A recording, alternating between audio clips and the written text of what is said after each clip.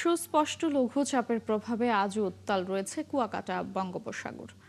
পায়রা সমুদ্র বন্দরে ৩ নম্বর স্থানীয় সতর্ক সংকেত বহাল আছে। এছাড়া সকাল থেকে কলাপাড়ায় থেমে থেমে বৃষ্টি হচ্ছে। ৪টি নদীতে পানি বেড়ে প্লাবিত হয়েছে নীলগঞ্জ ইউনিয়নের বিভিন্ন এলাকা।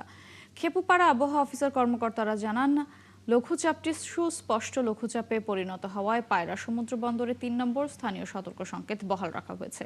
আর আগামী ৩-৪ দিন বৃষ্টি ও দমকা বাতাস থাকতে পারে। এদিকে লঘুচাপের প্রভাবে কলাপাড়ায় সবকটি নদীর পানি ৩ থেকে ৪ ফুট বেড়েছে। এতেই প্লাবিত হচ্ছে বিভিন্ন এলাকা। সোনাতলা নদীর পানিতে নীলগঞ্জ ইউনিয়নের ৭টি গ্রামের বিস্তীর্ণ ফসলের জমি তলিয়ে গেছে। আর পশ্চিম লোন্দা গ্রামের অন্তত ৩০০ পরিবার প্লাবিত হয়েছে টিয়াখালী নদীর জোয়ারের পানিতে।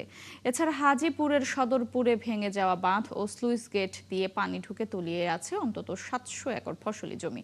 হুমকিতে রয়েছে জালালপুর বেড়িবাঁধ।